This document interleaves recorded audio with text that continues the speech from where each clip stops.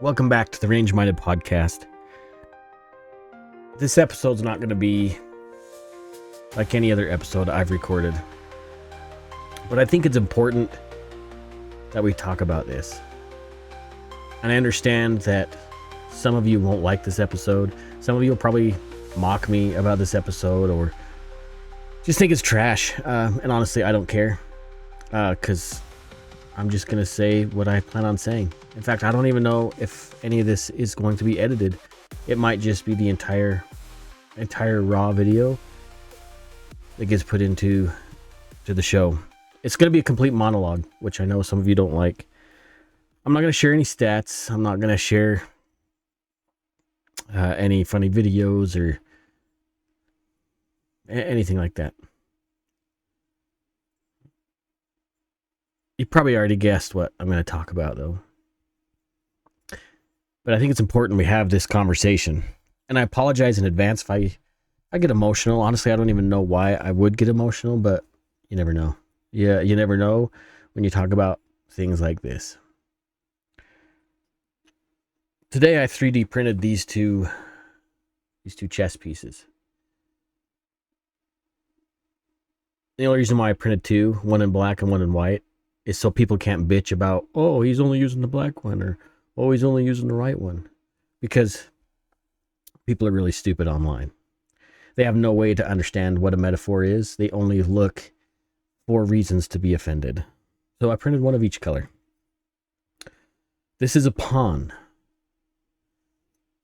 If any of you have ever played chess, you will know that the pawn is somewhat useful of a piece, right? The very front row of all your pieces on your side and as well as your opponent's side of the board.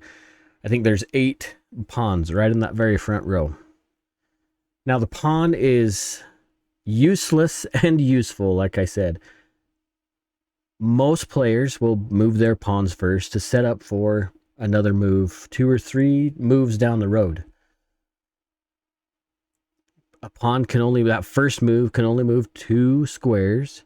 It can't move diagonal or left or right. It can only move forward. One direction. Now, a pawn has the ability to take out any piece that that gets in its way, as long as it's a diagonal move 1 square. And like I said, it can take out any piece on the board, including the queen if such a instant pops up. But most chess players understand that pawns are pieces they plan on losing. It's an acceptable, it's a collateral damage in the game of chess if you lose a pawn. Because there's so many other pieces on the next row back, the next row closest to the player, whether it be the knight or the bishop, the queen, the castle or rook, whatever you want to call it. Those pieces seem to be more powerful because they can move in different spaces. Often the pawn is used as a distraction. As a piece, again, like I said, to be sacrificed in order to set up another play where the player can take out an opponent's more important piece. What we saw this week with the death of Charlie Kirk, no, that's far too gentle. With the assassination of Charlie Kirk was the use of a pawn. Somebody used, I'm not going to say the dude's name, used a 22-year-old kid from Utah, infected him in a way to use him as a pawn to get to a more important piece of their opponent's chessboard. You see, Charlie Kirk, though young, 31 years old, I think, he had a knack of speaking truth to somebody on any level about any topic and presenting truth in a way that was very difficult to combat. Whether it was freedom, rights, gender identity issues, Charlie understood how to convey truth in a way that confused or indoctrinated kids couldn't argue with. I said indoctrinated on purpose. You can't just fall into hate in a way without being pushed there. Something happened to that young man to generate such hate and disdain for the truth that the only way to battle Charlie Kirk was to kill him. I don't think this is hyperbolic. I don't think this is way out of my lane. I have a lot of theories, and there's a lot of things about this whole story that just don't make sense. There's a lot of confusion. Honestly, there is a lot of hate from both sides of the aisle. Yeah, we lost somebody. I didn't know Charlie Kirk. I would consider him a friend. I think we would have got along. We probably would have disagreed on some things. Actually, I know we would have disagreed on a few things.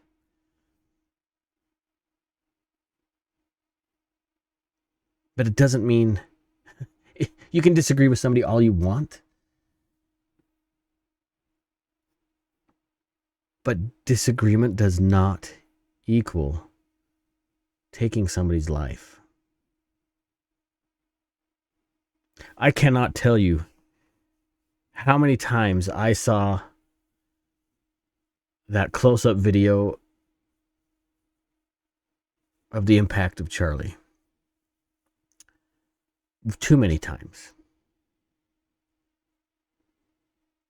Seeing that wound, it was pretty obvious to me. I've taken enough trauma classes that it was pretty obvious to me that to survive something like that would definitely be a miracle. And I was praying for a miracle, honestly.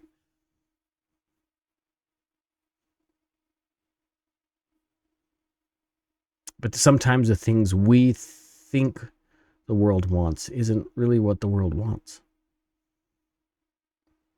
It isn't what God wants, I should say. Yeah, I believe in God. I don't care if you like that or not. I believe in God.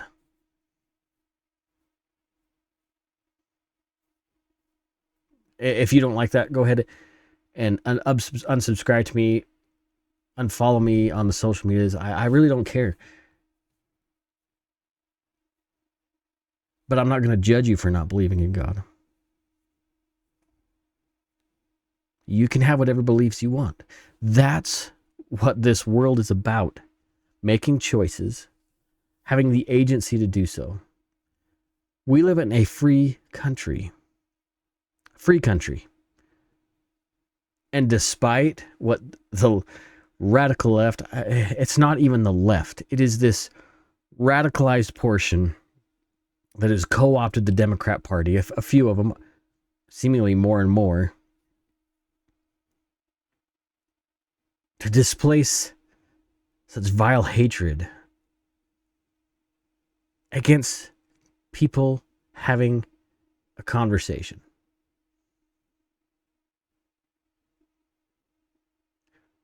We should not fear that our lives could be in danger for challenging somebody's beliefs in a conversation or a debate or even an argument.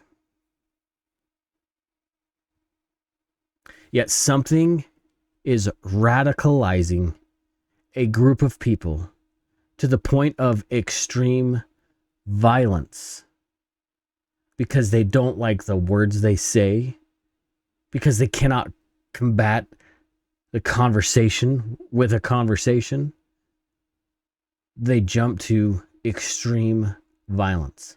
And it is festering. And trust me when I say that it's festering in all political parties, not just one.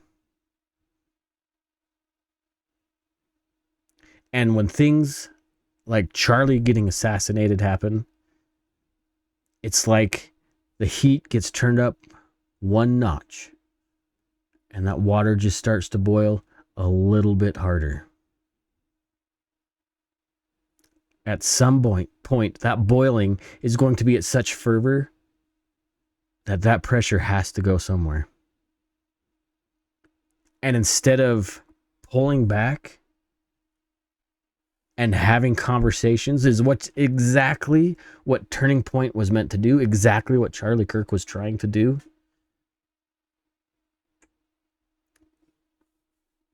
The cowards that could not communicate jumped to the next level and turned up the water a little bit higher. The sad thing is the ones that keep saying that the Republicans are the problem, the conservatives are the problem. They're generating more and more of the very thing that they say they don't have anything to do with. And in turn, the Republican Party and way too many people on social media are escalating the violence in return. And honestly, I guess I can kind of understand it.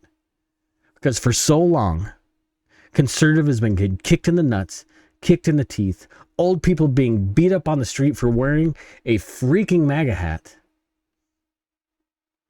from a violent group of cowards, of useful, they are the definition of useful idiots. And it just brings that boiling water a little bit higher on the heat. And as much as I voted for Donald Trump, I appreciate him as president. I think, I hope he's trying to find ways to bring that temperature down. And obviously the media does not help. They're going to twist everything any Republican or conservative says and make it sound terrible. But here's the thing, and that is the exact key right there. Stop listening to our leadership and start communicating across the aisle. That's exactly what Charlie Kirk was trying to do. Now, I'm not going to get into the videotapes of the shooter, the surveillance videos, the security footage of him in the hallway and the stairway, and the did he have the gun on the roof, and when he jumped off, where's the rifle? I'm not going to get into that. Those facts will come out eventually, or we'll never know them. We can speculate all we want, but that's it. It's speculation. It doesn't give us any answers. It just creates more frustration. I'm not going to lie. I'm not really convinced that this is the kid, that this is the shooter. Maybe it is. I don't know. Obviously, the FBI knows way more than I do when it comes to the evidence, and they're definitely not sharing it all. But jumping to conclusions doesn't solve anything. It just creates more questions online and more angst and more hatred and more bitterness towards each other. It doesn't help. I can't believe the freaking drama over, 200 yards. He must have been a professional shooter. 200 yards is not a hard shot, especially with a 30-06, a full-length rifle. That's not a difficult shot. Him escaping for 33 hours, that's pretty intriguing. Escape and evade is either it's extremely lucky or somebody helped him. And the people in the crowd, problematic to me. To me, it sounds like there was a coordinated effort to distract the crowd so he could get off the roof. I don't know, though. I don't know. I heard hours of content today of people saying that the rifle that the picture of the rifle that they found in the bushes is not a Mauser, it's a Remington. We'll talk about that at another time, because I'm going to dig into that. It doesn't look like a Remington 700 when you start looking at the features. Could be a sporterized Mauser in 30-06. I don't think it matters. Maybe it does. There's some confusion and questions about, I don't know. A kid that can escape and evade for 33 hours wouldn't just create a trail for the feds to follow. Or he's just incredibly lucky. Not fortunate, but lucky. That's the things we're never going to know everything. Just like Oklahoma City bombing. Just like Ruby Ridge. Like the Kennedy assassination. Like Trump's first assassination attempt. We're not going to know everything. I mean, the amount of disinformation is unbelievable. My counsel to you on that is just wait to hear official reports, official news conferences, because the amount of disinformation is ungodly. Altered photographs. The amount of lies coming out of both sides of the aisle is disgusting, it's vile, and it's not helping anything.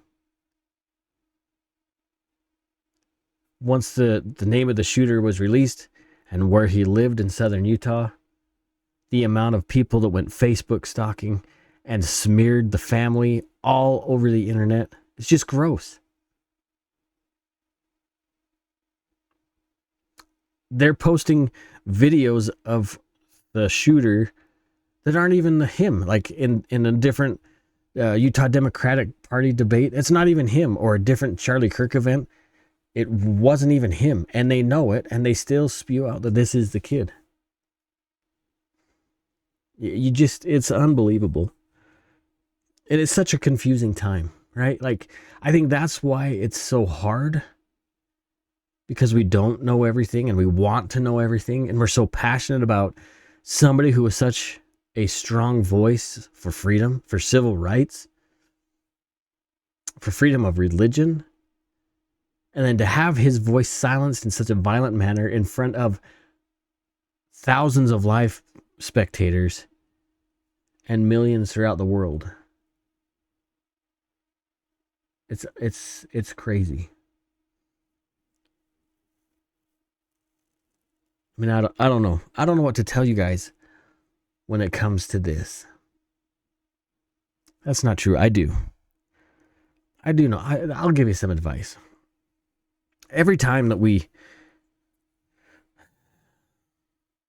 share information from another post or something on social media, and we share it without any kind of verification, it just turns us into one of these. Just another pawn in somebody else's game. Instead of us taking control of our chessboard, we're being played by somebody else. We're just a pawn, a useful idiot.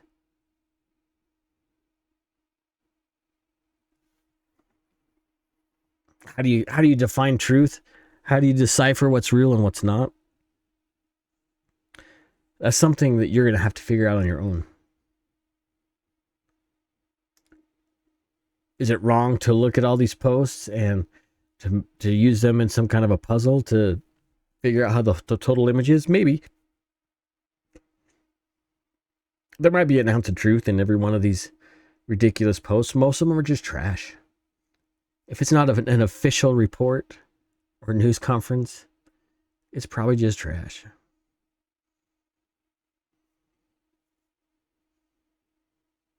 You know, my show is really dedicated to the Second Amendment and self-defense and situational awareness,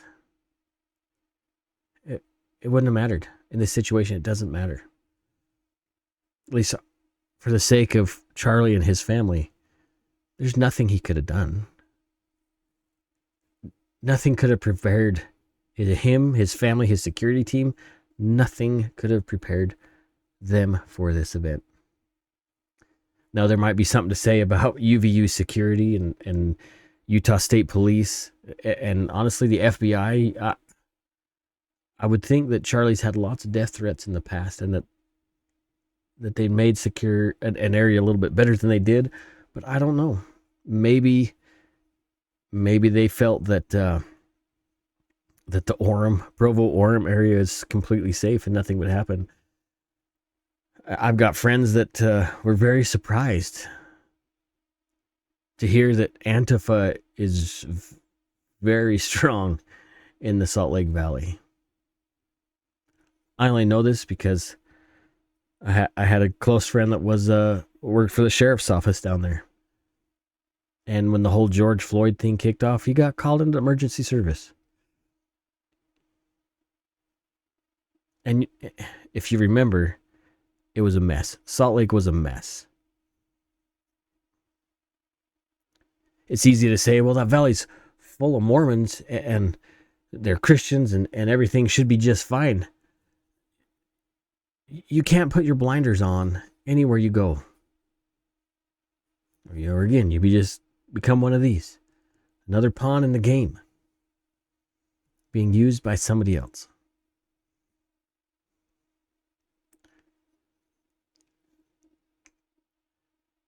We could talk about maybe a little bit better situational awareness in a crowd. But it was obvious that if it was a mass shooting, it would have been far more devastating. There was a purpose for the shooter there. And he executed his purpose. The real question we should be asking is, why? What made this kid make this decision? And hopefully we'll get some of this answers later on. I listened to the official meeting today, or whatever you call it, press conference today. Kash Patel was speaking, and by the way, this is being filmed on the 12th. Kash Patel kind of slipped a little bit. He didn't say that there were others involved. And I can't remember exactly what he said. But it sounded like a network to me. You know, Ian Carroll did a video a couple videos back about it was the Minneapolis shooter and what radicalized him. And he mentioned something about these groups on, I think it was the dark web, maybe it was Discord, I don't know. But these groups that specifically target certain individuals and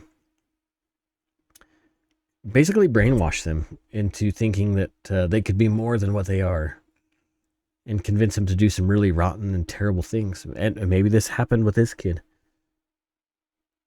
It appears he grew up in a pretty nice home, loving parents. But once he hit college, something changed. Something radicalized him. Was it professors at UVU? Maybe. Was it...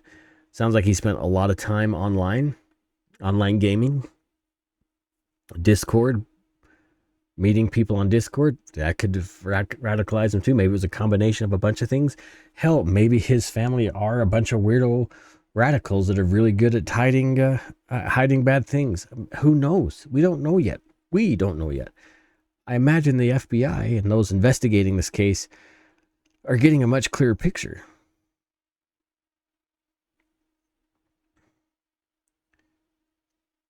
You know, there's a bunch of people online saying that other conservative commentators are next. Ben Shapiro, Candace Owens, a bunch of others, right? Like Steven Crowder, I think, is on that list. A bunch of others. They're trying to, I mean, it's terrorism. It really is domestic terrorism. Antifa should be categorized as a domestic terrorist organization. not the way left FBI version of anybody that had a Gadsden flag is an extremist. We're seeing something completely different. We're being painted as extremists. Anybody has a 2A flag. Remember we talked about this last year? That leaked FBI document saying what domestic or homegrown terrorists look like. And it was literally pointing out that anybody that's basically conservative is a domestic terrorist, while blindly blanketing and letting go other definite homegrown terrorist groups.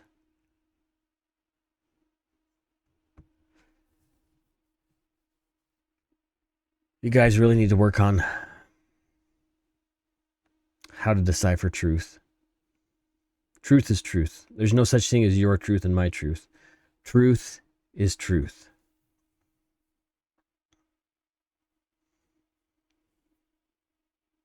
Man, our kids, I think about children now. I still have some kids in school.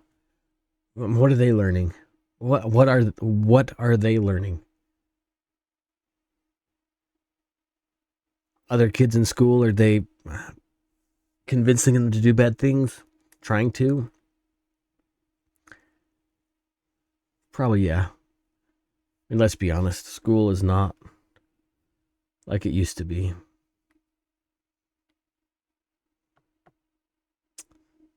And I don't know what else to tell you. I guess we were talking about situational awareness. In this case, I almost had a friend at that rally. I was just thinking about this. And they decided not to go, him and his wife. And I'm glad they didn't go. But I guess what I was going with when I was talking about other conservative commentators being threatened with the same kind of outcome. Just be cautious where you go. Pay really good attention. I mean, just like the Kenosha, the Trump thing, just like that. They saw the shooter up on the roof. I mean, with cell phones, we saw a lot of the cell phone footage. Same thing with the Charlie Kirk shooting. Some observant people with cell phones noticing an abnormality. And that's situational awareness, by the way. Look for things that are out of the ordinary. Look for things that don't fit and ask yourself, why is that person dressed that way? Why is that person walking that way? Why would they stand right there? Start asking these questions to yourself. Why does it look like somebody's laying down on top of that roof? That's odd. Honestly, my counsel would be try to avoid things like this for a while at least. The radicalization of people, not just kids, but people, seems to be very overt. People are turning into pawns. People are being convinced to do something that is so awful for a cause. Only because they're so weak-minded that they're willing to do whatever to be accepted. I don't know. Maybe there's financial idealations on the other side. I don't know. But the epidemic isn't guns.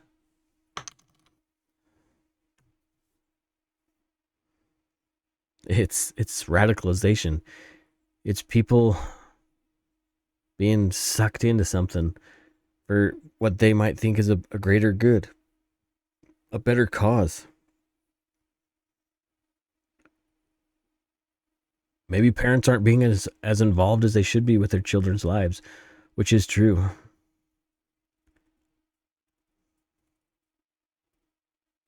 I don't know.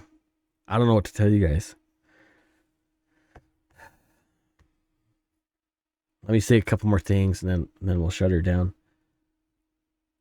Charlie Kirk's wife, I just watched her press conference that she did, or statement, or whatever you want to call it.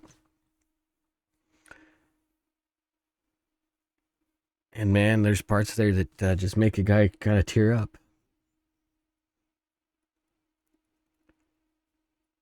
whoever decided to take the life of Charlie Kirk, besides the shooter, I really don't think, I think there's more people involved in this.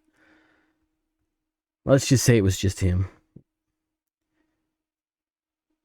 He took the life of a really young dad,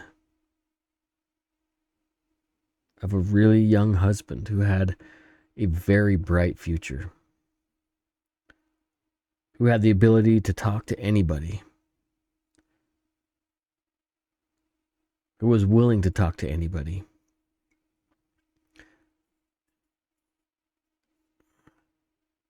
And to hear Charlie Kirk's wife talk about not having him. She made a comment about her little girl. Just go watch the statement.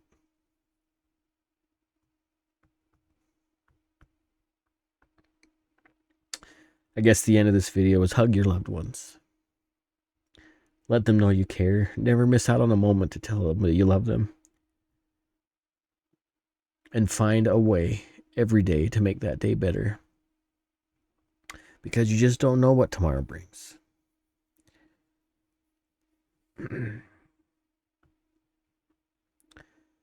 Be strong and be of good courage. Have a little faith. You know, they may have silenced one voice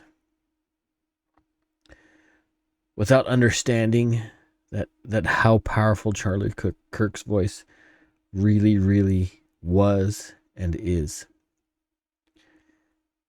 There's something like 3,500 chapters of Turning Point USA with like 200 and something thousand members, students, young people, and an untold millions more who will pick up the mic and talk.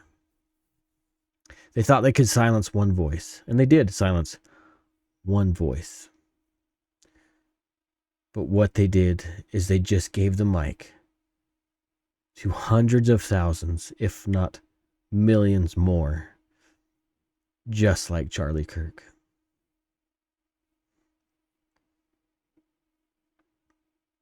You have just as loud a voice as he did.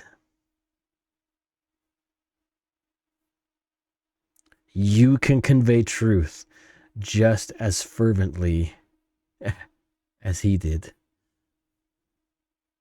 And now is our opportunity and maybe even obligation to stand up and say what needs to be said and have the courage that Charlie showed that we could have.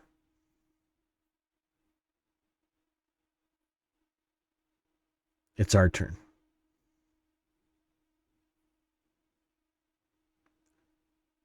Please don't turn up the violence temperature. That's not what is needed. I'm not saying you to be weak. I mean, be prepared for violence. Understand violence in case it needs to be done. But I'm not saying bring that first. But just be ready.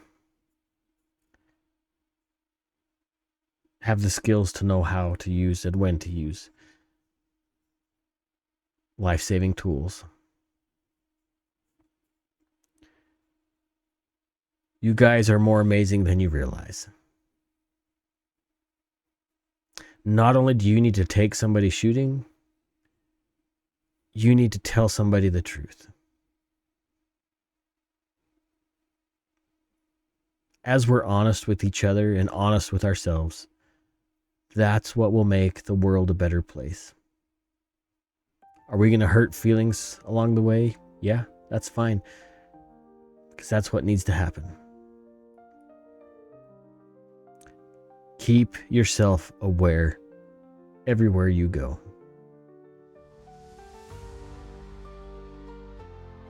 Learn how to keep yourself and your family safe. Understand how to deploy any life-saving tool that you need to. Get the training necessary. Share your love, not just for the Second Amendment, but your love of freedom with everyone around you.